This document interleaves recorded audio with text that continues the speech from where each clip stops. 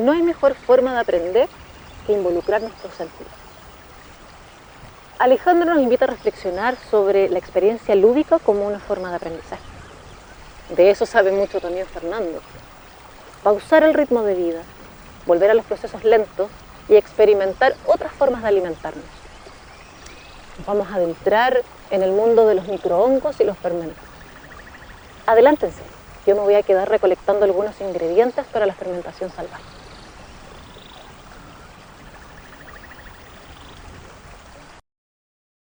Hola amigas y amigos de Chile, Latinoamérica y el mundo. Bienvenidos y bienvenidas a esta actividad que tenemos el día de hoy, que sé que les va a gustar un montón.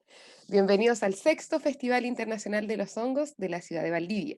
Mi nombre es Dinely Soto y soy una entusiasta micófila y divulgadora del conocimiento de este hermoso reino. Hoy día tenemos una charla muy entretenida y les voy a presentar a nuestro expositor, que se llama Alejandro Sequeira, quien es investigador, diseñador gráfico, fotógrafo, periodista, editor de publicaciones de gastronomía y socio fundador de la Asociación Gastronómica del Uruguay. Cursó la licenciatura en Ciencias Biológicas en la Facultad de Humanidades y Ciencias y estudió artes visuales en varios talleres. Ha tenido numerosos reconocimientos a nivel nacional e internacional, tanto en el área del diseño como el rubro de la divulgación científica.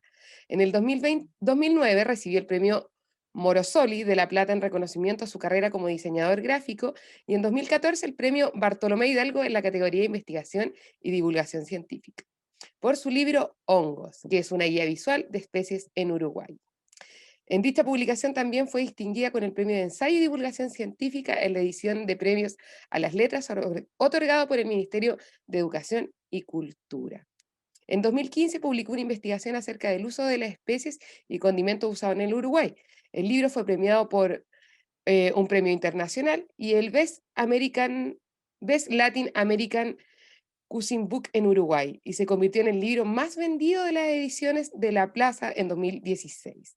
En años sucesivos publicó 2 títulos más como parte de una serie dedicada a la gastronomía y naturaleza, entre ellos Hongos silvestres comestibles en Uruguay, primera edición en el 2017 y una segunda en el 2020.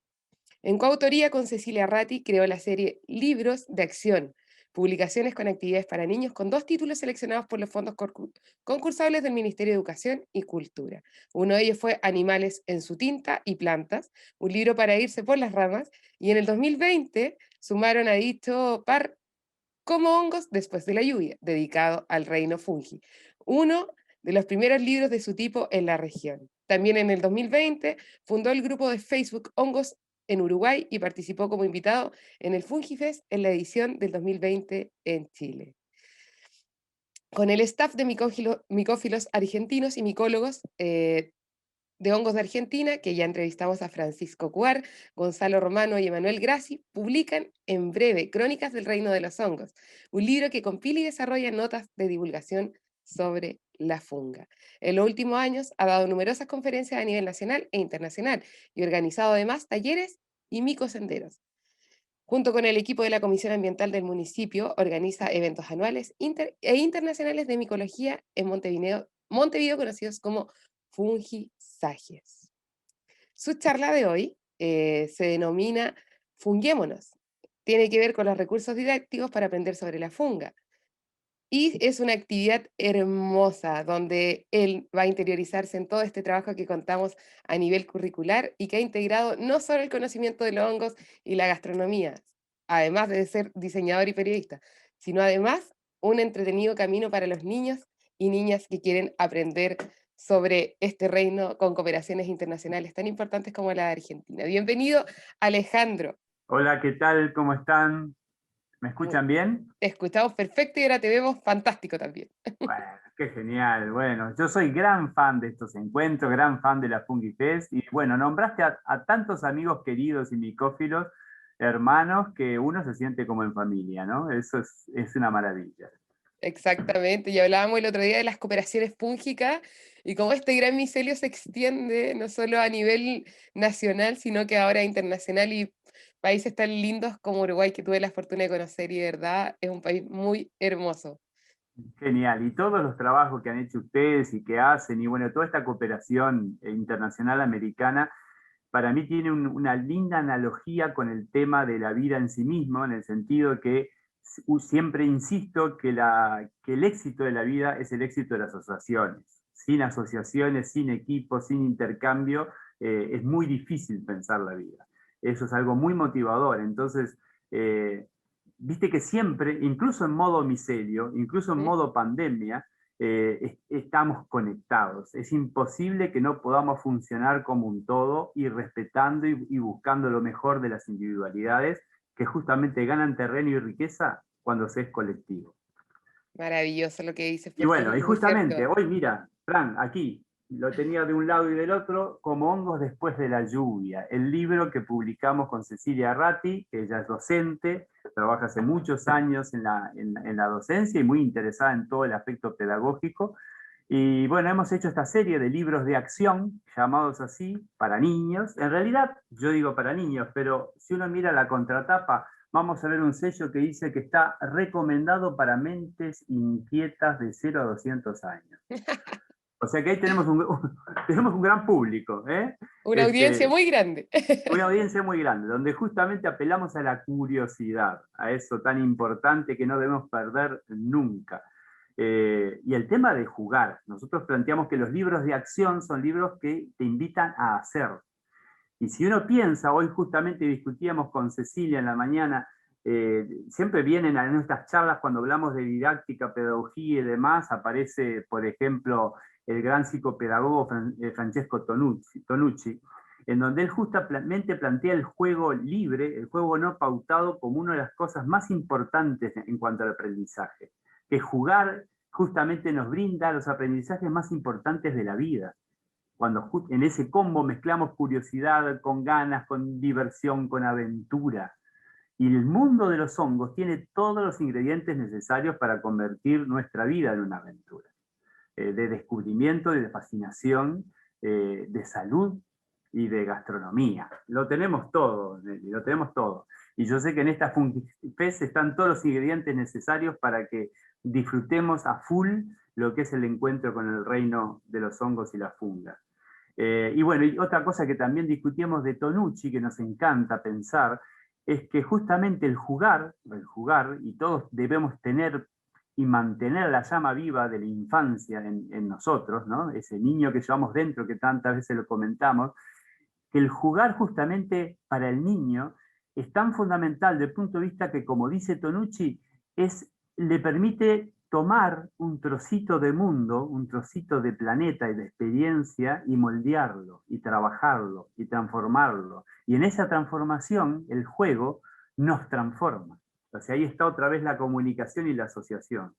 Entonces, cuando nosotros trabajamos con el tema de los hongos, en el libro, este libro que tiene un montón de actividades para desarrollar y hablar sobre el mundo de los hongos, siempre acompañado con pequeñas pastillas informativas, didácticas, de divulgación científica, que es justamente lo que nos interesa. Cada actividad está pensada para tener un contexto. O sea, no es una actividad caprichosa, sino que las actividades están invitando a jugar con una enseñanza. O sea, uno puede transitarlo de una forma de juego y al mismo tiempo estar incorporando conocimiento. Eso nos parece un valor porque no hay nada mejor que la experiencia para aprender. O sea, el conocimiento abstracto es muy difícil de fijar. Necesitamos una acción, necesitamos al tema que queremos aprender o queremos vincularnos.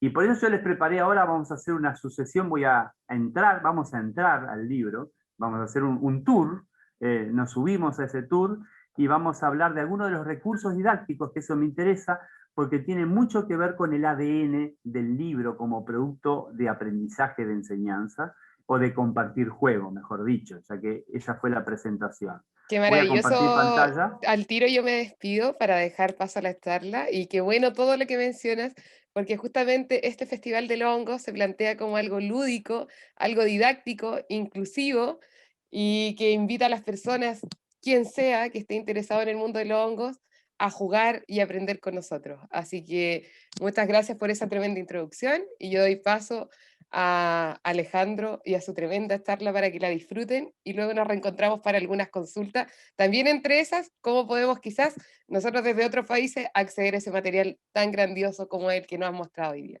Así que Alejandro, bienvenido al FunkiFest y adelante con tu charla. Muchísimas gracias. Y bueno, estemos atentos porque también va a haber dentro de FungiFest un taller dirigido para niños y familia a partir de este libro. Pero bueno, vamos a ver los recursos didácticos y comencemos.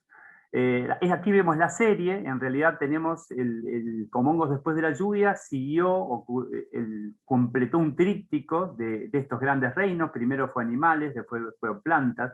Nos gustó mucho titularlo desde el punto de vista de un contexto cultural como son, o lo que genera el contexto cultural, que son los refranes, lo popular, en el sentido de que utilizamos como título Animales en su tinta, ya que era un libro de juego, de dibujo, con mucha invitación a armar actividades plásticas, y bueno, utilizamos al calamar como una metáfora animal para titularlo. Planta se tituló Un libro para irse por las ramas.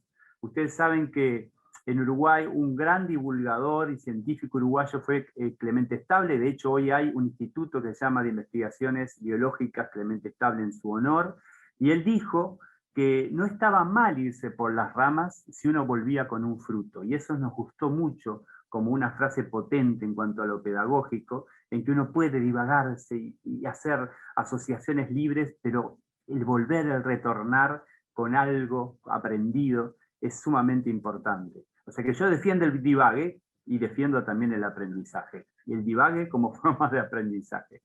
Bien, eso nos motivó a generar este tipo de libros, estos libros de acción, y llegar al libro Como hongos después de la lluvia. Vieron que estamos trabajando con los refranes.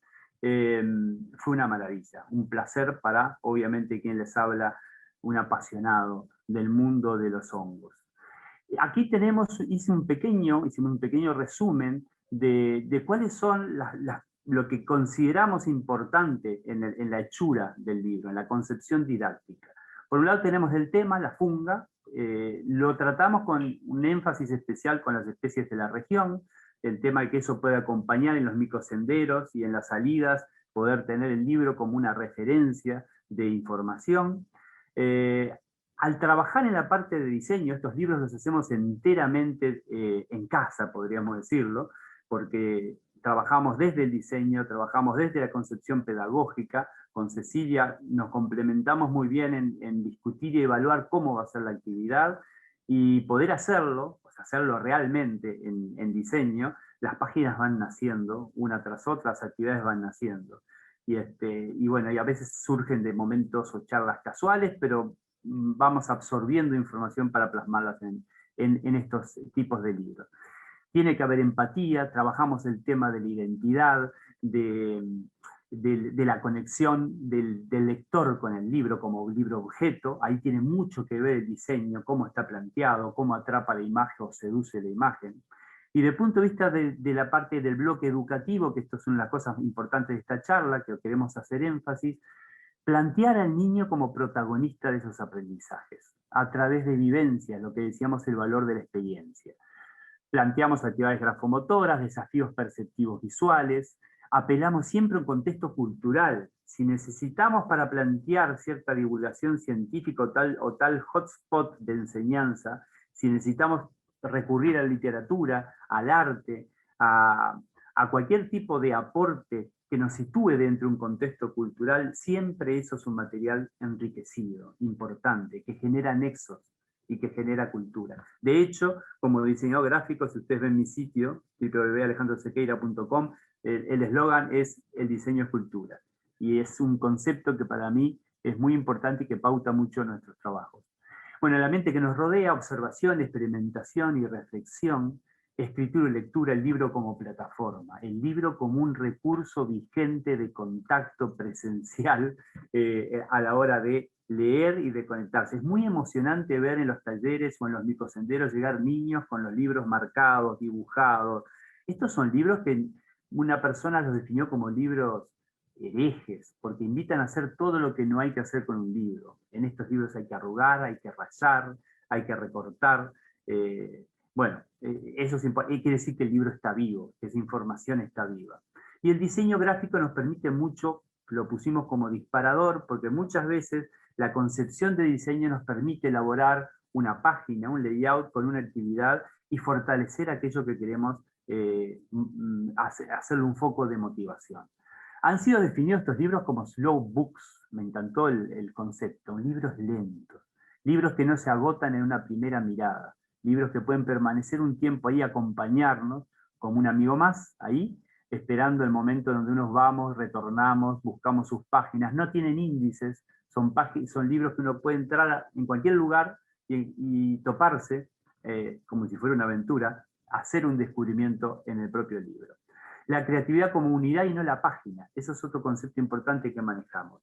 Desde el punto de vista de diseño vamos a ver ahora algunos ejemplos en donde lo que sucede en una página tiene impacto en la otra, o hay un recurso que usamos en un lugar que empieza a generar o tiene un link a algo que sucede más adelante en el libro o en algún lugar específico del libro. La idea es que el libro como objeto dé un ambiente multiplataforma, donde uno puede tener que salir del libro para lograr una actividad y volver con alguna información que tiene que recabar a nivel familiar o de una persona, una consulta o de sus propias vivencias. Después usamos, ahora vamos a ver, replanteo de clásicos, aquellos juegos clásicos nos interesaba desde el punto de vista de la identidad, quién no recuerda juegos de niño, quién no ha usado juegos de niños, y si bien están muy trillados, nosotros decimos, bueno, este juego está muy conocido, es demasiado, podemos buscarle la vuelta desde el diseño para reversionarlo. Y después, bueno, lo que decía hoy, diseñar la consecuencia. En estos libros, mucho de lo que hacemos, diseñamos lo que va a suceder. Pero vamos a ver páginas. Planteamos siempre un inicio en cualquiera de los libros, en este caso que es un hongo, información concreta, información muy sencilla desde el punto de vista de cómo está planteada, con mucho recurso de imagen. Nos gusta muchísimo trabajar con grabados y collages antiguos. Yo trabajo sobre grabados clásicos, a los cuales generalmente elaboro un collage para poder lograr la figura que quiero mostrar. Y en muchos casos, todos los libros de esta colección están hechos solamente a dos tintas, un negro y un color, y muchas de las imágenes están planteadas con fondo blanco. Incluso hemos tenido observaciones al comienzo, decir, pero un libro para niños que no tiene mucho color. Y en realidad la invitación de estos libros es que el niño coloree lo que quiera colorear. El color lo pone el lector. O sea que en general, si bien lo explicamos en algún lugar, la invitación está hecha desde el comienzo hasta el final. En aquello que no lo ves de colores, ponle tus colores, ahí está tu actividad. Después de la parte conceptual, de definir las actividades. Por ejemplo, actividades grafomotoras. En esta página utilizamos justamente los queridísimos y hermosos nidos de pájaro, el ciatus, para jugar con el lanzamiento de las peridiolas. Entonces aquí lo que invitamos al lector es a dibujar con un trazo cada trayectoria. Bueno, ¿cómo puede haber sido lanzado esa peridiola a partir de estos esporomitas de los ciatus? Y bueno, se termina transformando en una cuestión bastante interesante, que es el trazo en donde genera el desafío de hacerlo y de dibujar, de imaginar una trayectoria. Es una actividad grafomotora. Pensemos además que en los niños chicos, especialmente en los que están conquistando movimientos, el tema de lanzar un objeto tiene como cometido, entre otras cosas, desde el punto de vista más conductual, el conquistar un terreno. O sea, aquello que se lanza es hacerse y apropiarse de un lugar al cual quiere ir o al cual no accede. Algo que, bueno, que es una cuestión muy importante del aprendizaje motor y del aprendizaje de apropiarse de un entorno, de ser uno en esa naturaleza que nos rodea. Esto me hizo acordar mucho cuando hacíamos esta actividad, pero ya pensaba dentro de lo que es este contexto de cultura. No sé si recuerdan la película La Zona de Tarkovsky, que es maravilloso, porque de alguna forma juega con esa metáfora. El personaje de esa película solo podía avanzar tirando un objeto y marcando un rumbo, sino el lugar, esa zona, no se abría a su experiencia. Tenía que estar esa intervención. Una maravilla, Tarkovsky. Bien, seguimos con actividades grafomotoras. Otro planteo que hacemos, lo que estamos viendo son una doble página, es el libro abierto. En esta simetría, y nosotros titulamos a dos manos, lo que tiene que hacer el lector es dibujar, jugar con la mano izquierda y la mano derecha. Desafío, dibujar el paisaje en ambas páginas utilizando tus dos manos al mismo tiempo. Otro desafío sería dibujar los mismos elementos, pero espejados como la imagen inferior. Es divertido. hay que lograrlo, hay que probarlo, hay que jugar con un libro donde estamos trabajando con las dos manos y qué cosa que pone en jaque justamente la destreza manual este juego. Y bueno, y para aquellos que miran los grabados de los hongos, lo que fue generar, qué linda imagen, ¿no? Un parasol macrolepiota ahí parando, generando sombra a la doncella y a la niña. Actividades perceptivo-visuales nos parecen fundamentales y son muy entretenidas. Esto fue cómico porque cuando las elaborábamos, muchas de las actividades perceptivo-visuales, cuando le dábamos a ciertos padres o familias los libros para jugar o en un taller, de hecho, en la casa de mi madre tiene 94 años y cuando yo le llevé el libro para que, bueno, estuviera con los nietos o jugara o compartir actividades, el libro demoró en llegar a la mano de los niños. Estaba totalmente fascinada jugando ella con su niña interior, jugando a estas actividades perceptivo-visuales. Bueno, como hongos después de la lluvia, damos la forma, tienen que encontrar en esas siluetas, en esas líneas, hacer un conteo para poder ubicar, para poder encontrar. Acá hay una cuestión de discernir, la importancia de aprender a discernir a partir de la forma. Piensen, es como si fuera taxonomía infantil, ¿no? Total, o sea, poder entender cómo una forma se diferencia de la otra y después tener una referencia como para marcar con sus nombres las setas que se ven en la imagen, cuántas hay y qué forma tienen. Algo parecido planteamos acá en la actividad perceptivo-visual con soy única. Pero en este caso pusimos un escalón más de dificultad que es el tiempo, el factor tiempo. Desafío, ¿podrás encontrar la Z que no se repite en menos o en medio minuto? Bien. Ustedes vieron que hay un punch de diseño.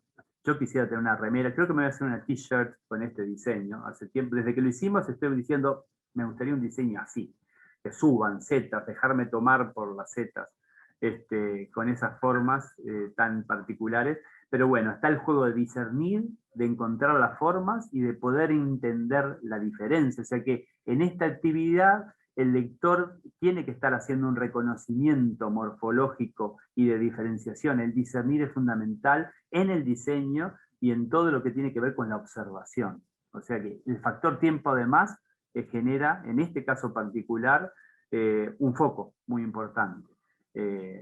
Y aquí en los talleres da para hablar del tiempo, da para hablar de cuánto tiempo permanece un esporoma, una seta, dependiendo de la especie. El factor tiempo es importante. A veces comparamos el tiempo de un fósil a un tiempo de pocos minutos de un ser vivo, y una de las cosas tan valiosas, imaginen trabajar el tiempo, que es lo único que no podemos comprar, tener de otra forma y hay que valorarlo. Actividad perceptivo-visual seguimos, pero acá con una cuestión de asociaciones. Acá planteamos, por ejemplo, el bazar, en donde hay que encontrar en los objetos cuáles se llaman iguales a las partes de los hongos. En realidad, en páginas anteriores del libro pusimos un esquema, explicamos las partes de cada una de las setas, y cuáles son setas, cuáles se llaman así, cuáles son las que tienen sombrero y pie, y bueno, y sus partes. Entonces en el bazar se enfrentan a imágenes que tienen que hacer una asociación, pero con objetos que conocen, porque probablemente muchos de las personas que se acercan a este libro o a este taller todavía no conocen muy bien las partes que forman, por ejemplo, un esporoma, pero sí saben y tienen referencias a objetos cotidianos que casualmente no, puestos en este desafío, y genera un enlace a algo conocido, enlazado a algo que tienen por conocer. Ahí está el aprendizaje. Y bueno, esto es un favorito en muchos de los talleres con los niños, marcando y buscando las analogías visuales. Y si decimos visual, ¿qué ves cuando me ves? Alusión a un tema musical que quizás ya lo conocen, pero bueno, hablando del enfoque temático, nosotros en los talleres y las caminatas de aventura micológica decimos que entramos en modo hongo, y ese modo hongo es justamente el foco, es el estar sensible a percibir, encontrar y aventurarse. Si hay algo que estamos viviendo más en estos tiempos de pandemia, que es el estar encerrados, al estar en lugares de poco acceso o muy conocidos, una de las cosas que perdemos, ojo, no es tan diferente en vidas muy rutinarias, que lo que perdemos es la aventura, o sea, el descubrimiento. El que ves cuando me ves también tiene algo de que lo vamos a hacer un poco más adelante también en el libro, la importancia de someterse a complacer al descubrimiento, a ver aquello que es nuevo o es nuevo para nosotros. Pero cuando estamos en modo hongo, todo parece ser hongo. Entonces, ¿qué ves cuando me ves ineludiblemente esa forma, que es el juego de forma y contraforma? Se aparece el hongo inmediatamente a la vista. Probablemente veamos primero el hongo y después las caras, ¿no? De la forma y la contraforma. Y en este caso, bueno, tenemos pilio y tenemos volva. Seguimos con las partes. En estos casos, en estos desafíos, trabajamos el código del diseño asociado a, bueno, a cosas que ya se conocen en el diseño gráfico, pero aplicados a las partes también, experiencias o juegos que permiten fijar conceptos en este caso de la morfología de los esporomas, los anillos textiles, o sea, convertimos los anillos membranosos de las amanitas en, bueno, en unas lindas, nosotros en Uruguay decimos polleras, en unas lindas polleras en esta vestimenta, y entonces el lector debe trabajar su inventiva, su creatividad para vestir esas amanitas. ¿Quién no jugó de niño o tenía especialmente recortes para armar, para hacer collage o para completar figuras humanas con vestimenta? Bueno, aquí estamos haciéndolo con los hongos. Y Food Design justamente lo que hace es trabajar las texturas, los patrones, lograr diseños trabajando en los pies de esas amanitas. Y ya da para hablar justamente de ese término Food Design.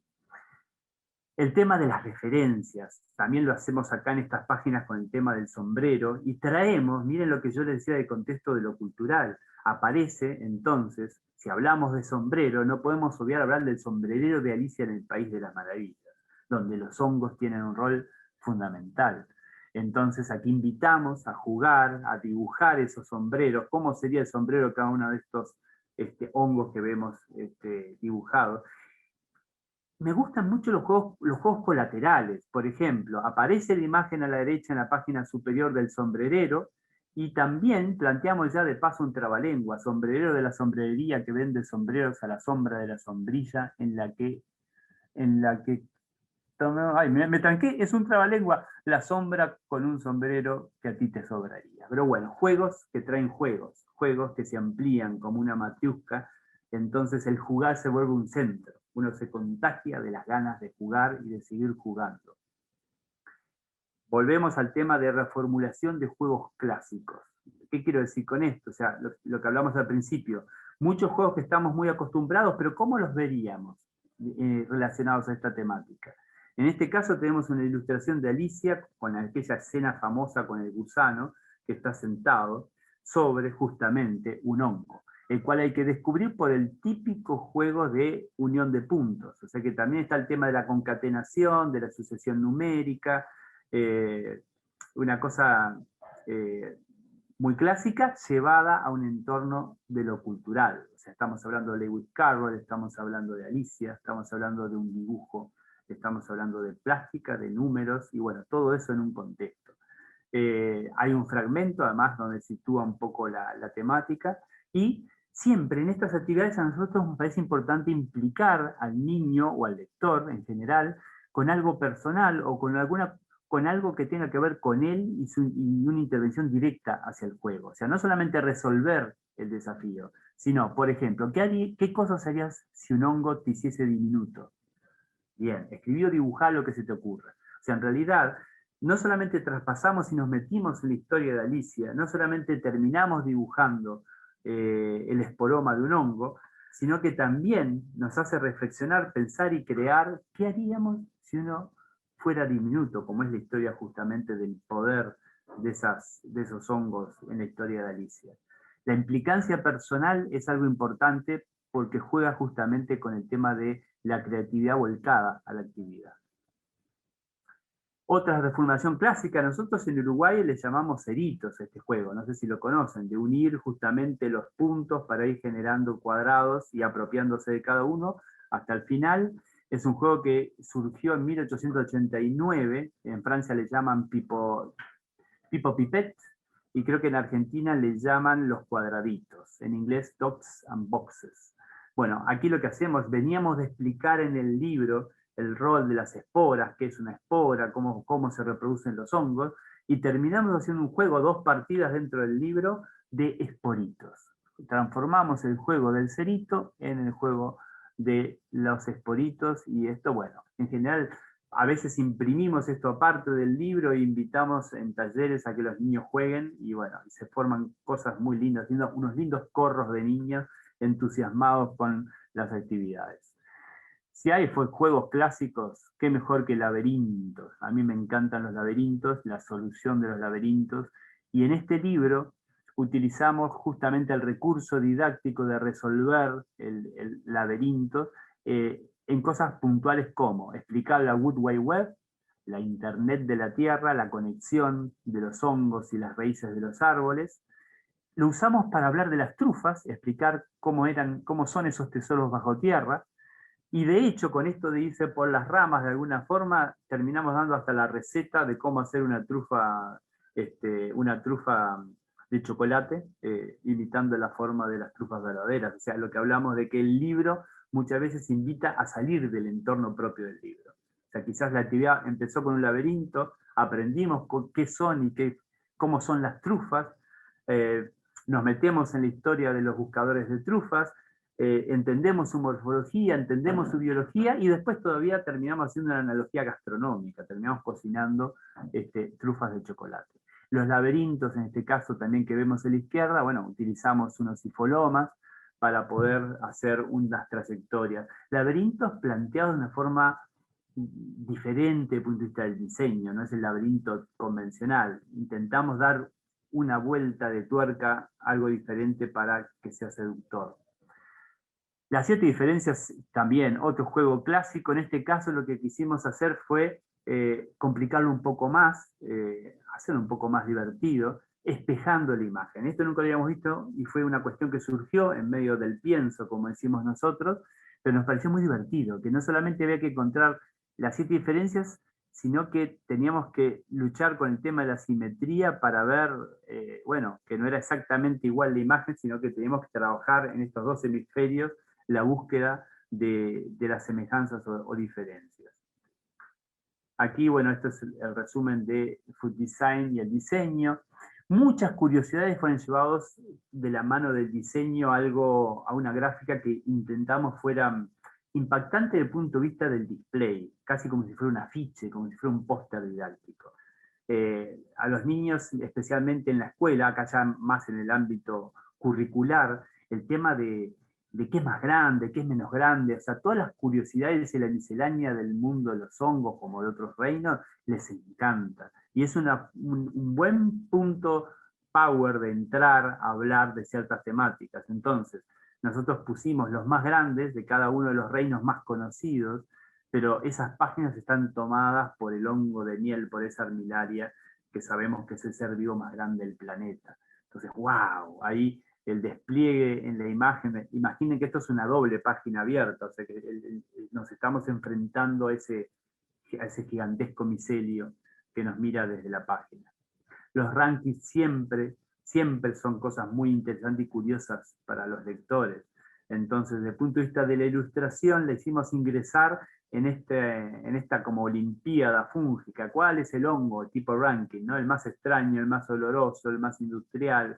Y bueno, con un touch de humor. Hay algunos sentidos que a mí me parecen que son muy punzantes, muy pedagógicos. Uno es el sentido común, obviamente, pero el sentido del humor me parece que es sumamente didáctico, que toca fibras desde la inteligencia, la astucia, la picardía, la decodificación cómplice, que se transforma en una herramienta muy importante. A mí me encanta el humor como una herramienta de comunicación. Y en este caso, bueno, si ustedes ven la cara del gusano con Cordyceps, en el punto 6, bueno, da bastante, afloja la temática depredadora que tenemos ahí. Bien, aparecen temas que a nosotros nos interesaba, llevarlos a lo plástico, a lo gráfico, al trazado. Por ejemplo, el hongo de los artistas, Artist Skunk, en este caso lo ponemos del lado inferior y contamos la anécdota que si se hacen trazos se puede dibujar en él, invitamos a dibujar en este políporo. También hablamos del hongo llorón, hablamos de este Inonotus y apelamos a las emociones, preguntamos qué cosas te hacen llorar. O sea que a través de este mundo, de esta relación con los hongos, en este caso lo que hacemos es estar metiéndonos no solamente en el tema de lo creativo, también estamos hurgando en esta cuestión de complicidad de lo que sentimos. Y usamos algunos recursos que ya existen, por ejemplo, especies que generan metáforas y de alguna forma las usamos a nuestro favor para poder hacer algo importante, que es hacer figurar la emoción que podemos sentir y hurgar en nuestro interior. Los mundos en este libro y en el mundo de los hongos están, los mundos, no solo un mundo, los mundos, están representados en todas las actividades, las formas de ver, las formas de acceder de distintas maneras al mundo que nos rodea, el interior, el exterior. Compongo, que es muy divertido, o sea, damos una serie de grabados inconclusos donde hay que componer las imágenes para poder generar imágenes nuevas. Bajo esta consigna que me encanta, lo que no existe lo invento. ¿Qué convocatoria más creativa puede ser que esa, que lo que no existe lo invento? Monstruongo es un juego con dados donde tenemos que elegir las partes de ese ser que vamos a crear. Están los reinos, juegos de discriminación de fauna, flora y funga. Introducimos la palabra funga. Somos militantes de la palabra funga a partir del trabajo publicado por nuestra querida Juliana Pújar y colaboradores y demás, los autores del trabajo donde castellanizan la palabra. Poner orden en el tema de la clasificación, enmarcar y encontrar las figuras que corresponden a los hongos. Hacemos pequeñas trampitas. Por ahí hay un bicho hoja, hay un animal, un bicho palo, aparece un hongo coraloide. O sea, jugamos con las formas y hacemos que uno tenga que indagar en esas figuras. Los sapitos, por lo menos nosotros les llamamos así, a estos juegos de plegado con preguntas y respuestas, elaboramos dos sapitos donde justamente son juegos enfocados a diferenciar organismos de los distintos reinos, flora, fauna y funga, las 3 Fs, y bueno, esto termina siendo, además de la parte motriz de armar, recortar y armar el sapito, lo que genera la didáctica de trabajar con las preguntas. Hoy hablamos de lo que es la motivación de la aventura, la motivación del descubrimiento, a la cual generalmente en las ciudades nos apartamos cada vez más o la rutina misma nos marca senderos diferentes. Entonces, el salir a caminar, el salir a buscar, el salir a ver qué encontramos, es algo que en el libro lo vamos a encontrar de continuo, ¿no? Por ejemplo, aprender del árbol caído. Transformamos un dicho en otro dicho, mucho más positivo que el hacer leña de un árbol caído, sino aprender del árbol caído, y damos un montón de tips para ver qué podemos encontrar, qué podemos reseñar cuando encontramos ese tronco o ese árbol caído. Y ahí es donde vamos al tema de formas de ver y lo que ves importa. Gran campaña se está mandando además hoy Chile con el tema de lo que ves importa. El tema de coincidir, esto lo hemos hablado con Juliana en muchas oportunidades y ella justamente la citamos en el libro porque encontrarse y coincidir con la fase reproductiva de un hongo, o sea, encontrarse en la naturaleza, es un acto increíble, maravilloso, ¿no? A veces puede suceder que sea la única vez o la primera persona que vea un ejemplar o una especie por primera vez en el mundo. El impacto de la divulgación. Y de ahí mismo salimos a otras coincidencias.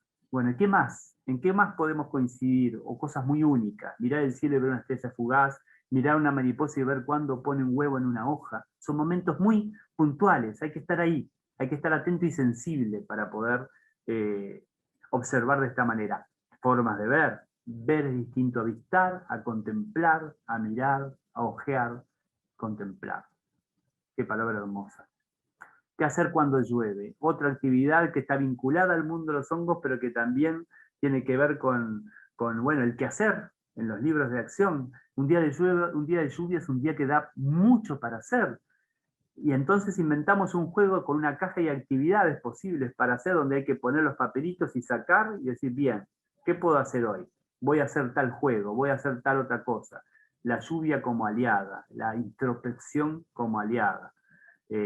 Y en Uruguay, que nosotros todos los uruguayos nos quejamos de la humedad, y yo digo, hagamos de la humedad un patrimonio positivo. Salgamos a buscar hongos, a buscar setas, me encanta. En el diseño, ustedes verán acá el tratamiento tipográfico. Intentamos apoyarnos en recursos de diseño para valorizar o mejorar la comunicación de alguna idea en concreto. Un ser microscópico es más chico que el más chico de todos los seres visibles a simple vista. Creado el concepto, el diseño plantea una idea de que vamos a ir achicando la tipografía hasta llegar a esa cuestión mínima para poder entender, o sea que el transitar, como decíamos hoy, el hacer nos está enseñando algo en particular. Tenemos también inmediatamente un ejercicio que es más que pequeño, micromicetos, bueno, ahí se hace un juego con los mos en el pan, con todo un seguimiento para ver crecimiento, pero entonces el diseño gráfico nos está ayudando, o sea, no solamente es cómplice de la acción, es arte y parte y ADN de la acción. Las levaduras, lo mismo que hacíamos con las letras para hablar de lo que es microscópico, hacemos que las letras de levadura leuden y explicamos el leudado. Esa palabra no está cortada, sigue del lado siguiente de la página. Por eso decíamos que las páginas en estos libros no son unidades en sí mismas. Las páginas pierden su dimensión y se produce una espacialidad conceptual entre una hoja y otra.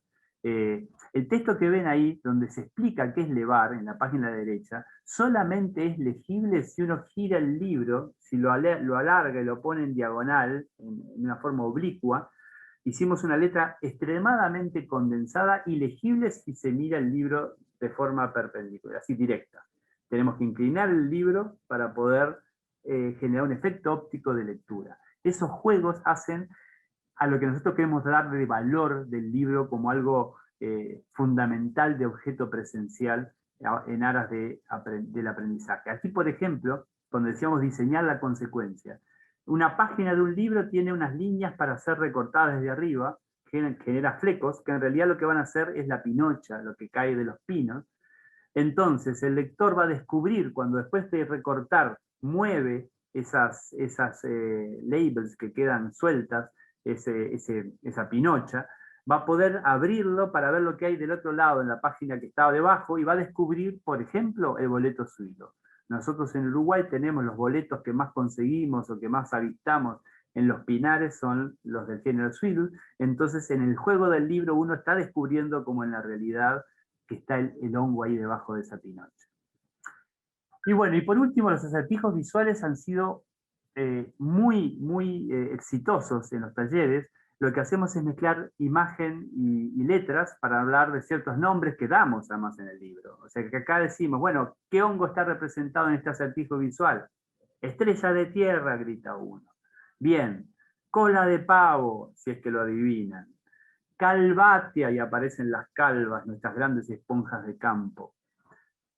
Manteca de bruja. Bueno, esto muchas veces en los talleres lo hacemos con carteles, además que los vamos mostrando o en proyección en paredes y vamos repasando un montón de imágenes que aluden a ciertos hongos carismáticos. A veces la complicamos y utilizamos palabras partidas a la mitad o palabras en otros idiomas. Entonces aquí uno tendría que decir toro, la mitad de toro es to, en inglés campana es bell, portobelo, y ahí encontramos la solución. Bueno, estos acertijos visuales han sido fundamentales y muy entretenidos en las dinámicas que armamos con los libros.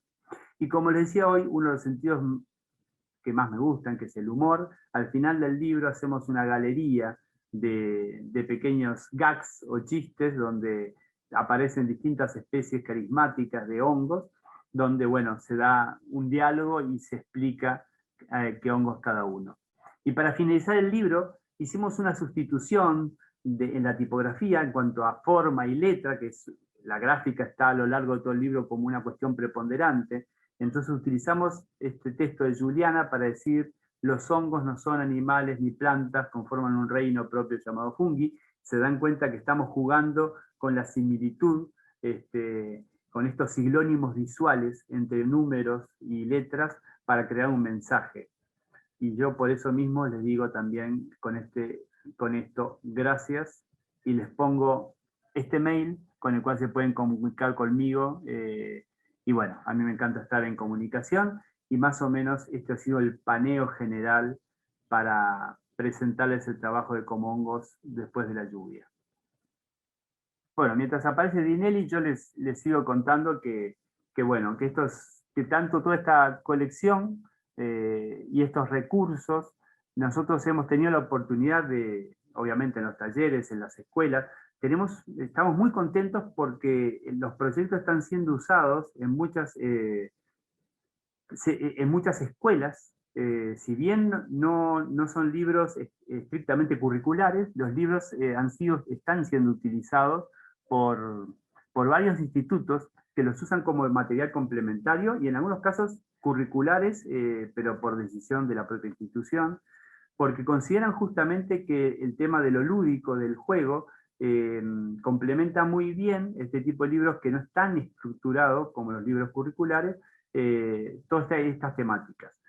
Tanto con animales, plantas y hongos estamos cubriendo además un rango bastante amplio de intereses y de desafíos a nivel de lo que son las escuelas y otros institutos de educación. Hemos hecho más talleres donde llevamos algunos modelos hechos en crochet, explicamos distintas formas, explicamos las cosas más difíciles que tienen que ver con la morfología de los hongos. Y por lo menos en Uruguay se está dando algo que es muchísimo interés a nivel, diría, de familiar. Hay un acercamiento a los micosenderos, hay un acercamiento a todas las actividades que generalmente lo que ha servido que estén los libros de referencia ha servido mucho por el lado de que las ferias de los libros, las ferias que tienen que ver cualquier conexión con lo cultural general, principalmente cuando quieren hablar de temas de naturaleza, toman en cuenta los materiales que tienen que ver con los hongos como disparadores de motivación importante. Eso para quien hace divulgación con respecto al reino de los hongos es algo totalmente invalorable, es algo que le damos un valor muy grande, porque nos da la posibilidad justamente de hablar del reino de los hongos, que en general, incluso por los últimos artículos que estuvimos leyendo, es uno de los hongos pocos divulgados en sectores incluso escolares. De hecho, seguimos y se sigue hablando en las escuelas de fauna y flora, de un lugar o de una región, y poco a poco estamos pudiendo trabajar a nivel de lo que es ingresar la tercera palabra, la funga con F, jugar con las 3 Fs. Incluso nos apoyamos de más material gráfico. Elaboré, como ven ahí atrás, unas láminas didácticas, por lo menos con las especies carismáticas de Uruguay, y eso ha sido una cuestión un poco retro. No sé ustedes, pero en general el tema de usar afiches es algo que ha quedado como un poco relegado con todo lo que es la importancia del display digital.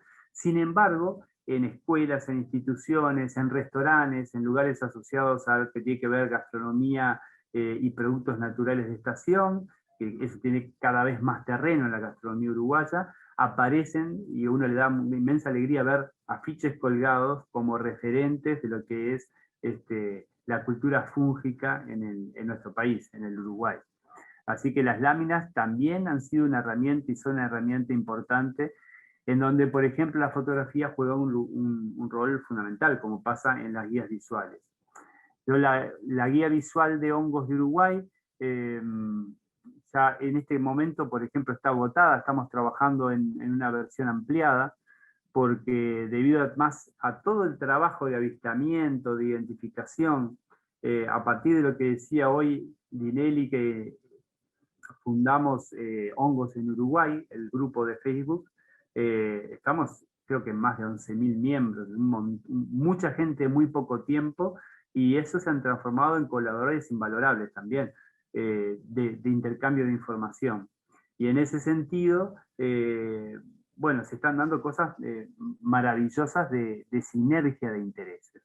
El impacto es grande de la divulgación. Yo siempre digo que cuando uno a veces no mide lo que va a suceder, esas ondas sucesivas de información, hasta dónde van a llegar, pero sea desde el lado de, por ejemplo, en los últimos caminatas, aparecía gente muy interesada con el tema de la tinción natural con los hongos, aparece gente interesada con la parte de cocción, de gastronomía, y aparece también, hemos llamado con esto de como hongos después de la lluvia, hemos ido a algunas universidades e institutos educativos a hablar justamente de estos recursos didácticos. O sea que no es raro que después estos recursos planteados en un libro se transformen en una paleta de trabajo creativo en instituciones. Y eso a nosotros da muchísima alegría, porque creemos que son recursos valiosos convertir el juego en aprendizaje y a partir de un material presencial como es un libro o un libro objeto. Es que es increíble lo que nos acabas de presentar, Alejandro, porque si bien tu libro es maravilloso, de verdad que es increíble. Yo soy madre de una niña de 13, en general los materiales, igual en nuestro país el sistema educacional es bastante rígido, donde a los niños les obligan a sentarse, a no preguntar, a memorizar y responder, lo que nos quita un montón de opciones después como adultos de poder comunicarnos emocionalmente, de tener una conducta socioambiental consciente y de poder crear redes de apoyo. Y lo que hace tu libro, en este caso con, por ejemplo, esto que me encantó, lo de los libros herejes, es un concepto increíble. Yo también soy divulgadora y tu trabajo es totalmente inspirador. Agradezco profundamente las conexiones que has tenido con Francisco Cubar, con Cecilia Ratti, que pronto la vamos a tener también en una charla en vivo. De verdad que se agradece en esta instancia. Esto del bazar fungi también me encantó, poder reconocerlo a través de los objetos. Los niños son visuales, las niñas ven de otra forma, no es solo texto, entonces estas cosas se agradecen infinitamente. Y yo que soy fanática más encima de Sumo, el que ves cuando me ves me mató, así que no es solo para niños, ni niños, sino Sabía que que, para... que alguien iba a conocer la canción, claro que sí. Por supuesto que sí, me encantó. ¿Cómo podemos, nosotros que no vivimos en ese hermoso país de Uruguay, poder acceder a tu material? Bueno, en general yo les puse el mail, que es graficatrocadero@gmail.com. Si alguien está interesado puede escribir al mail, y aquí en Uruguay hay 2 librerías que yo los voy a poner en contacto que hacen envíos al exterior. Es Mira, algo que por ahora no es tan sencillo, pero por lo menos hay 2 canales donde podemos viabilizar la llegada de libros. oh, yo creo que nos vamos a poner de acuerdo. Yo quisiera, trabajo con niña y niños y acá es súper escaso el material, cuesta mucho de repente conseguir material para niños donde les inviten a jugar. Tú insististe mucho en eso, insististe en que me encantó lo de el régimen etario y de existente de 0 a 200 años. Es una invitación a los que no somos tan niños también y que nos gusta aprender con este tipo de material. Realmente tu trabajo inspira, qué agradable tenerte en esta nueva versión del FungiFest. Yo creo que va a haber mucha gente muy entusiasmada en poder seguirte. Yo te seguía en Facebook, ahora te acabo de seguir en Instagram para seguir viendo tu trabajo. Siempre compartes todo lo que vas aprendiendo, también desde la parte culinaria, que es un tremendo nicho. Así que nada, agradecerte, Alejandro, el tiempo, la disponibilidad, el cariño y el entusiasmo con que compartes el libro. No es como cuando uno ya voy a presentar un libro, no. Tú lo vas disfrutando como si lo estuvieras viendo por primera vez. Así como le pasó a tu madre, yo creo que muchas y muchos nos sentimos muy identificados. Muy amable. Estuve tentado de rayar la pantalla, pero no podía rayar la pantalla, me quedo sin. Ya tendremos esa posibilidad y ojalá pasando la pandemia conocernos en vivo y poder hojear ese libro y hacerte muchas consultas. Qué bueno. Bueno, muchísimas gracias por la invitación, Dinelli. Un No, saludo grande a todos. un abrazo enorme, cariños desde Chile y un cariño y abrazo a todos gigantes que nos van a estar viendo y van a poder seguirte y preguntarte más extenso, que van a quedar muchas consultas para mí también, así que ahí ya te la hago por interno. Muy amable, Ok, Alejandro, un abrazo enorme. a Cariños. seguir fungifesteando. Exactamente.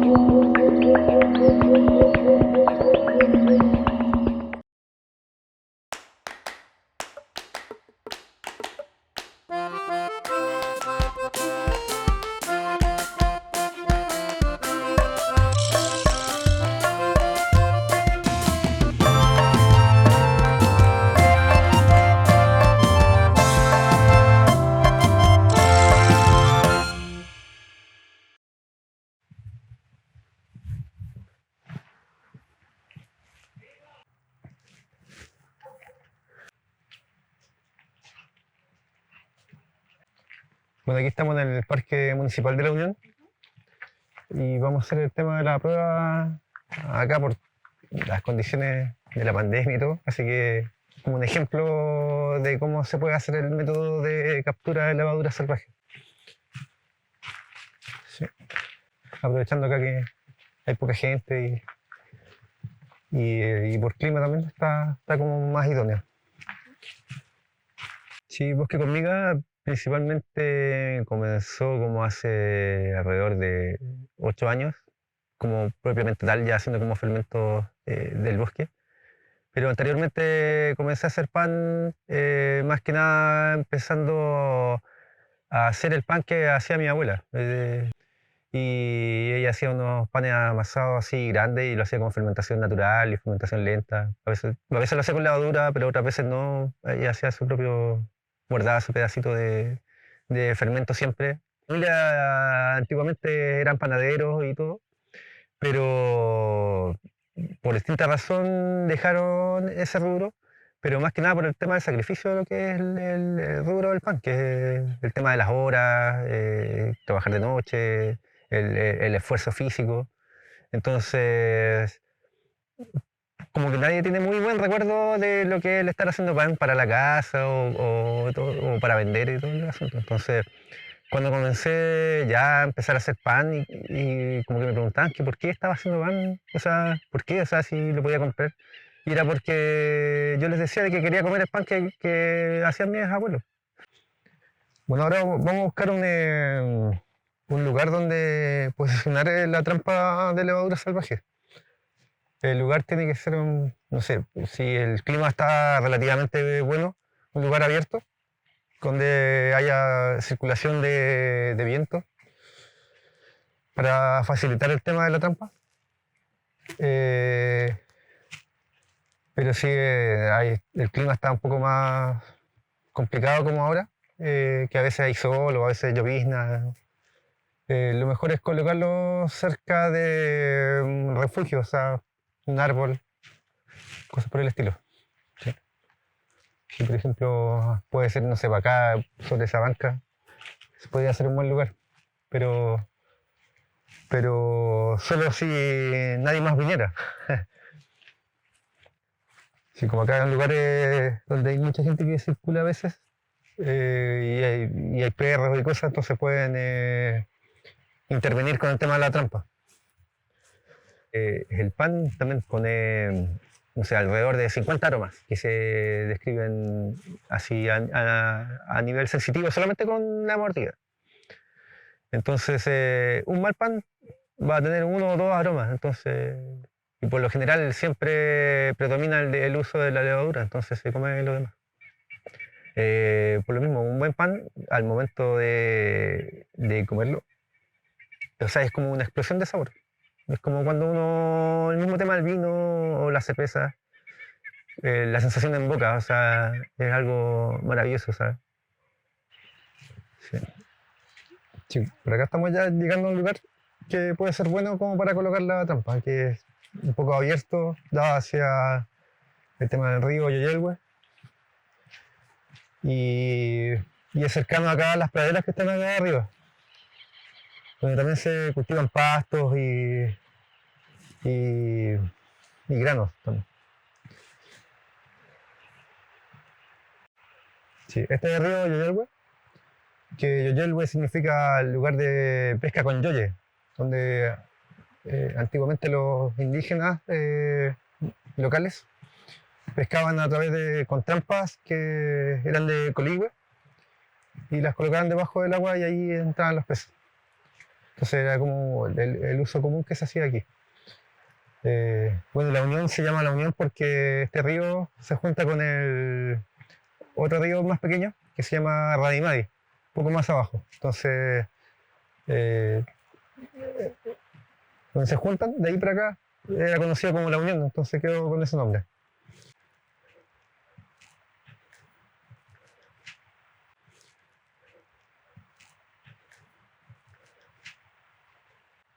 Sí, por acá estamos llegando a un buen lugar. Como pueden ver, es un lugar donde hay mucha brisa, que es lo que necesitamos para poder atraer la mayor cantidad de microorganismos que necesitamos. Acá hemos localizado el tema de la trampa para levaduras salvajes, en la que se ha hecho como una papilla con centeno integral orgánico, recipiente como este, o puede ser mucho más ancho y bajo, y le ponemos encima un colador, más que nada para prevenir que caigan insectos o hojas u otras cosas que no queremos. Entonces, esto lo dejamos acá 24 horas más o menos para tener una captura completa. Lo ideal es que sea en un lugar donde ojalá haya la menor intervención posible de animales o personas que puedan venir y mover el tema de la trampa, porque si no la perdemos y tenemos que hacer el proceso nuevamente y esto demora. Entonces, una vez esto inoculado, se puede empezar a hacer el proceso de masa madre normal, como cualquiera que se empieza desde cero. Esto se hace con harina esterilizada. Tienes que tomar la harina y ponerla en una bolsa de papel y ponerla en el horno a 60 grados por 1 hora más o menos.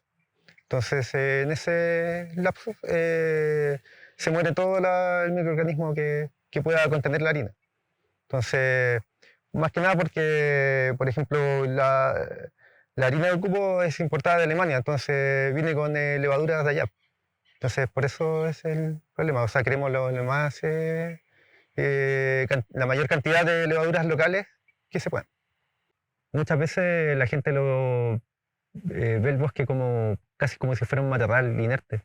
Y es algo que está siempre como respirando. Y cada elemento está como de la mano con otro. Entonces, en el bosque nada sobra ni nada falta. Entonces, eso es lo que me maravilla de toda la vida. Las levaduras son parte del mundo fungi. Son unos microhongos que están presentes en el aire y que son encargados de descomponer igual la materia orgánica a través de lo que se llama la fermentación, ¿ya? Pero para poder hacer ese tipo de fermentación necesita también de otros microorganismos como bacterias, como los lactobacillus. Entonces, y aparte las enzimas de sustrato que vaya a consumir, porque principalmente lo que hace la levadura, por ejemplo, la que se ocupa para panificación, que son Saccharomyces, que quiere decir de que come azúcar, ¿ya? Hay otras levaduras que consumen otro tipo de energía, ¿ya? Pero la que nosotros necesitamos es la que consume azúcar, ¿ya? Y para que pueda consumir este azúcar de lo que es la harina, necesita de las enzimas para poder hacerlo. Entonces, por ejemplo, la harina necesita que posea capacidad enzimática como la amilasa y las beta-amilasas, ¿ya? Que la primera es la que hace que es la que prepara estos azúcares complejos y los va transformando cada vez en azúcares más simples hasta que termina en glucosa, y eso es lo que come la levadura. En el proceso comercial se ha aislado cepas más productivas que tienen capacidad de consumir azúcar a tiempos mucho más rápidos. Y esa es la que se conoce como la levadura comercial, que viene en formato fresco o deshidratado. El problema de esto es que acelera los procesos. Entonces, al acelerar los procesos, hace de que el producto final pierda un poco de calidad e incluso sea menos asimilativo por el cuerpo, ¿no? Ya que el proceso de descomposición de los antinutrientes y el tema del gluten eh, nos hace de buena forma y eso hace que se generen problemas después a largo plazo a nivel intestinal. Sí. El tema de las levaduras salvajes son la misma especie principalmente, pero de cepas distintas. Entonces se comportan de otra forma y son menos, los resultados son más al azar, entonces son menos esperables de lo que se debiera. Entonces, por lo mismo, para una industria que necesita la estandarización, son un poco complicadas de manejar. Por lo mismo, a nivel industrial no se trabaja con levaduras salvajes porque no te asegura el mismo producto siempre. Esto a nivel general, o sea, tanto desde la panificación a como la industria alcohólica, como la cerveza o el vino. Ahora bien, el tema que se está trabajando últimamente es buscar los sabores y todo lo que aporta la levadura salvaje. Y por lo mismo, también se está viendo mucho más ahora en el tema del vino, los vinos con fermentación natural, que es lo que se ha hecho desde siempre casi, por ejemplo, en el Valle de Itata, se trabaja mucho con fermentación natural. Pero ahora la gran industria se ha ido agarrando de la tendencia y ha empezado a crear versiones de vino desde este método. Y afortunadamente a través de eso ha tenido muchos mayores reconocimientos y mayor valor a lo que es el vino chileno en el extranjero, porque le aporta muchos más matices a la degustación. Y no es tan estándar que lo que se reclama, por ejemplo, en el vino, de que a pesar que tenemos muchas viñas, todos hacen el mismo vino. Y lo que puede parecer como fabuloso acá, que no sé, pues hay mucha variedad, pero a nivel extranjero es como, ¿para qué voy a probar otro más si va a tener el mismo sabor casi? Entonces, ¿qué se busca con las levaduras salvajes? Es característica, o sea, de un territorio, de un lugar, que aporta tanto sabor como aroma y texturas. Una vez inoculado esta papilla, lo que debemos hacer es trapasijarla a un frasco que ojalá pueda hacer en este formato, que es más alto que ancho.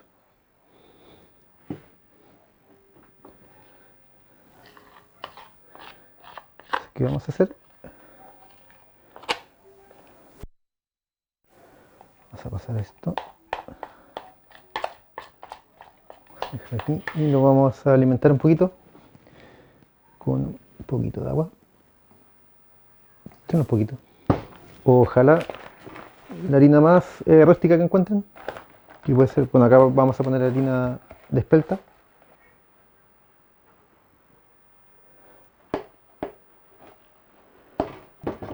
El primer refresco lo podemos dejar un poquito más líquido, ¿ya? Para favorecer la multiplicación de los organismos.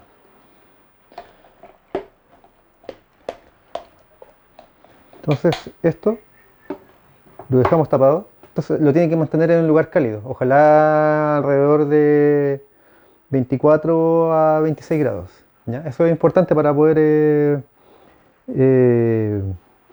favorecer la multiplicación de los organismos. Esa es como la temperatura de la felicidad de los bichitos. Así que cada día, luego de 24 horas, se hacen refrescos. Acá hay que quitar la mitad de la masa y volver a poner, por ejemplo, a ritmo de 2 cucharadas de harina y una de agua, o un poquito más. Ahí dependiendo, pero siempre hay que mantener la textura esta como de papilla. Todo eso va a depender de la absorción que tenga la harina que están utilizando. Así que por lo mismo la textura siempre es más importante que la cantidad. Por eso mismo, más que recetas, siempre tienen que pensar en cómo se va comportando, ¿ya? porque todas las harinas varían en su capacidad de absorción de agua. Entonces, este refresco lo van haciendo cada día durante 5 días. Entonces, al cabo del quinto día ya va a haber una fermentación mucho más prolongada, mucho más rápida. Entonces, cuando ya duplique el tamaño, lo duplique o triplique, o triplique no sé, en menos de 2 a 3 horas, ya está lista para poder hacer el pan, ¿ya? Les voy a explicar el método de captura a través de recolección, ¿ya? Entonces, bueno, las ramitas y las flores y líquenes que tengamos, las dejamos en agua, ojalá agua del lugar, de algún riachuelo, y se dejan acá simplemente en el frasquito y con la tapita así sobrepuesta.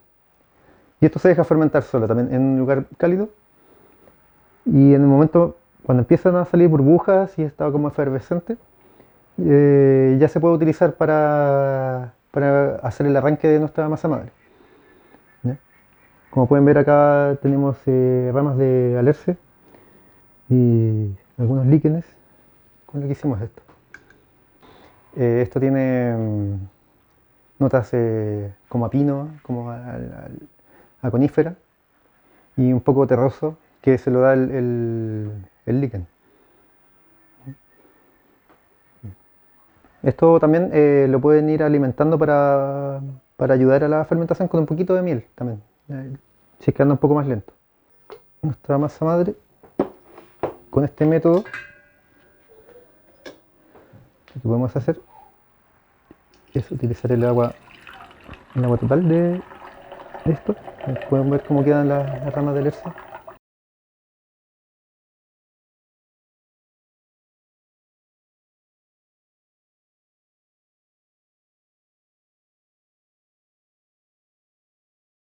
Sí, le vamos a poner harina orgánica de centeno, un poco de centeno integral. Logramos como esta textura.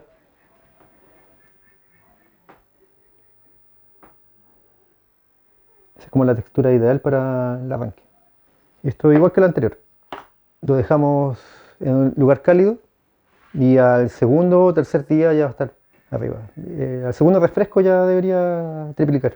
Este método es mucho más rápido que este, y depende también de la disponibilidad de tiempo que tengas y todo. O sea, las dos dan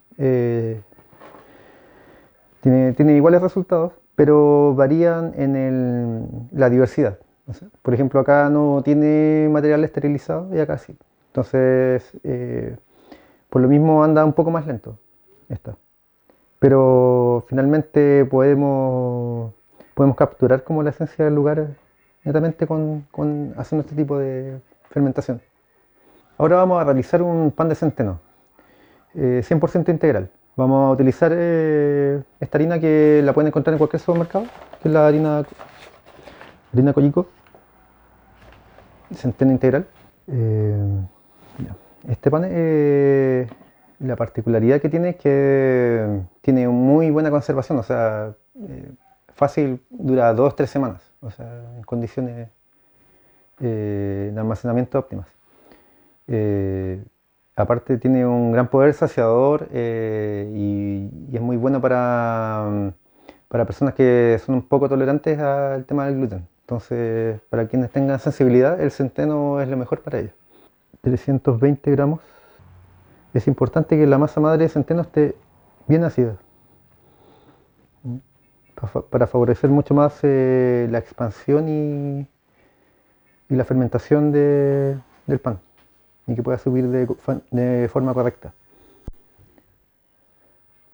Esto no quiere decir de que el pan final termine siendo ácido, sino que necesita acidez para poder fermentar de forma correcta. Tiene que ser una masa madre no líquida, ¿ya? Sino tiene que empezar con la escala de Detmold, que se llama, que el primer refresco es más líquido y el segundo es intermedio y el tercero es mucho más espeso para poder favorecer la acidificación. ¿Ya? Mientras más espeso, más ácida la masa madre. 250 de agua, 250 gramos, no cc.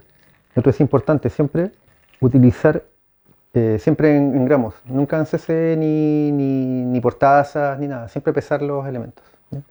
Damos el agua y disolvemos nuestra masa madre. Es importante en el centeno que siempre reservar un poquito de agua extra para ir revisando la estructura final de la masa, ya que los centenos, tanto por partida, siembra, molienda, etc., tiene gran poder de absorción de agua, entonces puede variar mucho. Por ejemplo, un año de la misma marca puede aguantar menos agua, u otro año puede absorber mucha más.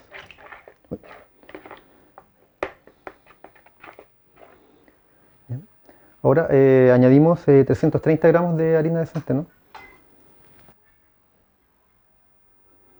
7 gramos de sal, especias como eneldo, que este es comino alemán, que se llama, más conocido. ¿Por qué estas hierbas? Porque potencian mucho más el sabor herbáceo que tiene el centeno. Vamos a poner un poco de cardamomo. Y tan solo una cucharadita de miel de ulmo. Luego integramos los ingredientes. Puede ser solo una cucharada. Aquí estoy utilizando un revolvedor danés, que esto ayuda mucho. Me acuerdo, formábamos, cuando amasaba, le ayudaba a amasar, a formar los panes, pero en esos tiempos yo igual era más chico, entonces no tomaba más atención de cómo era la dinámica del hacer el pan en sí. Entonces, pero siempre observé que se tenía que hacer de una forma o cómo tenía que amasar. Entonces, de hecho, cuando amaso el pan amasado, siempre lo amaso como de la forma que ella lo hacía. El problema es que nunca me ha quedado con el sabor que, por más que he tratado. Y que a veces es que también el sabor tenía mucho que ver con el lugar, aparte. Porque por el mismo tema de las levaduras salvajes, la misma levadura que tenía las manos ella, entonces su cocina, entonces eso es difícil de imitar. ¿Sí? Esto lo pueden hacer con la mano solamente. Entonces se le da un amasado suave. El centeno tiene la particularidad de tener textura como de barro. Aquí vamos a preparar el molde con 2 gotitas de aceite. Se pasa aceite de oliva, ojalá.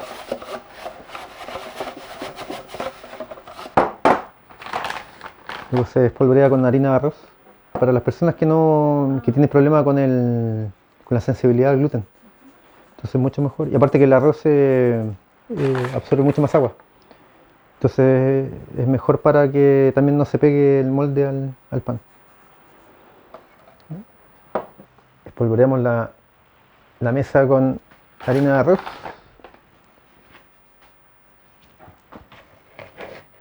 Le ponemos un poquito así.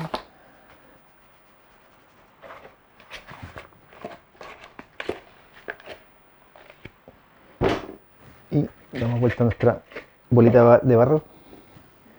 Y aquí jugamos a lo que es la greda, que se llama. Así que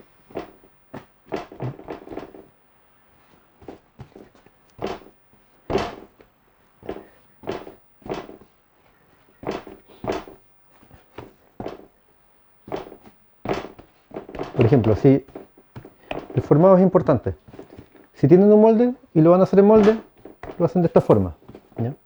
En cambio, si no tienen molde y tienen un bowl, por ejemplo, o tienen esto que es un cesto de fermentación, pero si no tuvieran algo así, algo similar, lo pueden hacer también redondo.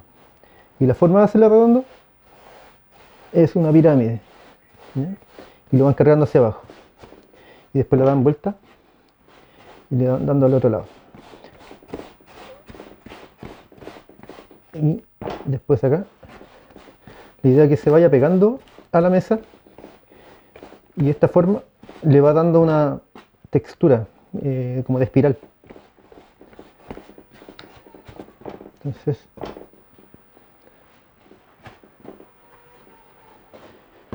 cuando le explicaba lo del pan egipcio era una cosa así.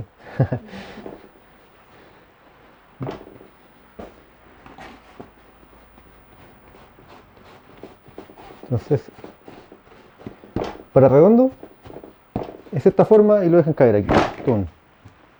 Y esto se va con la gravedad, va a caer, caer, caer y va a quedar como una cúpula. ¿Ya? Y en ese momento que esté una cúpula y empiece a resquebrajar, esto ya está listo para entrar al horno. ¿Ya? Entonces, ¿qué tienen que hacer ahí? Lo dan vuelta y lo dejan que descanse, y cuando se empieza a resquebrajar ya está listo para el horno y lo meten. Pero en este caso, como lo vamos a hacer en el molde, le van dando la forma.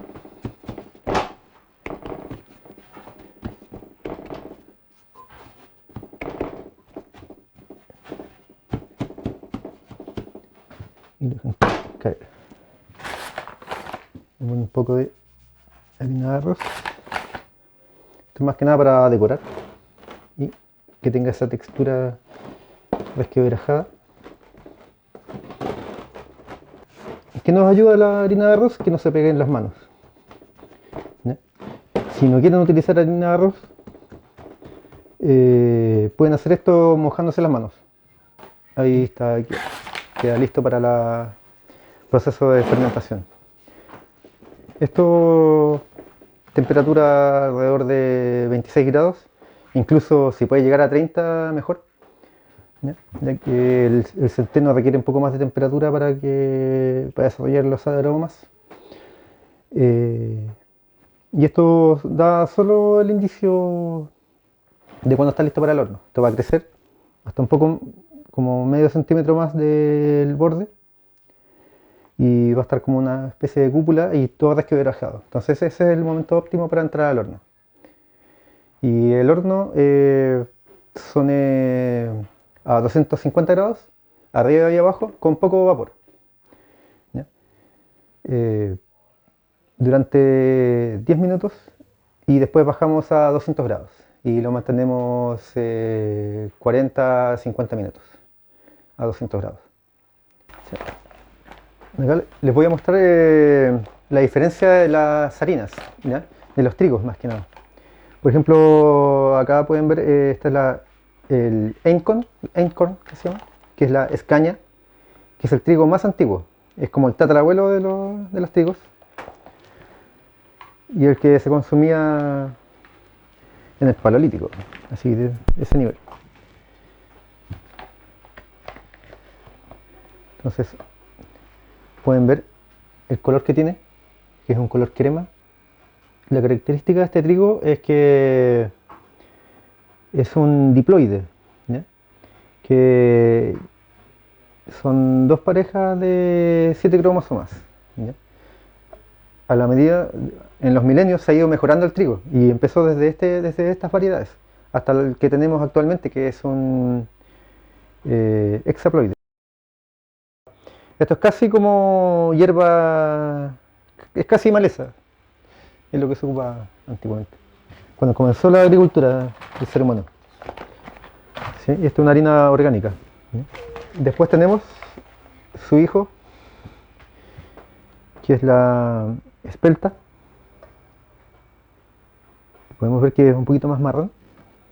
Luego tenemos el trigo persa, que es de la familia de los trigos duros. El trigo persa viene siendo el abuelo del trigo duro. El trigo duro es con el que se hace principalmente las pastas, ¿ya?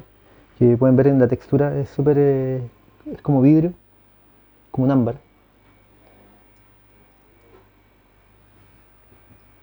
Y finalmente tenemos el trigo común. Este es un trigo molido en piedra, de grano completo. Ya tenemos el centeno integral, que no es un trigo, sino es una gramícea, un pasto. Y esta es su versión orgánica más refinada. Se pueden ver acá, que es mucho más claro. ¿Cuál es la importancia de utilizar este tipo de harinas? Que aportan mucho más vitaminas, minerales, el gluten que poseen es mucho más digerible, que es el gluten que nos ha acompañado a nosotros como seres humanos desde que estamos en este mundo. Así que, por ejemplo, acá el trigo común ya es una modificación genética total, o sea, hecho actualmente mucho más para la industria que para el consumo. Entonces por eso mismo nos estamos enfermando más y eh, hay más problemas digestivos con el tema del pan. Pero para evitarlo tenemos este tipo de fermentación que nos ayuda a asimilar mucho más a pesar de que sea más nocivo el tipo de gluten de estas harinas. Entonces por eso los invito a consumir este tipo de panes y cambiar sus hábitos alimenticios y leer las etiquetas. ¿Mm? Ahora el pan ya está como listo, el de centeno. ¿Dónde está el guantes?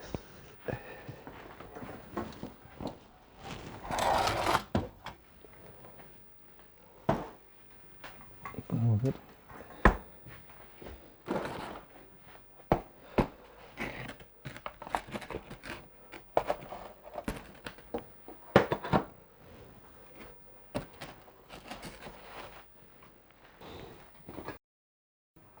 Sí, bueno, y este es nuestro pan de centeno. Esta es la textura con la que termina. Y es un pan casi automático, que se hace solo y avisa solo que ya está listo.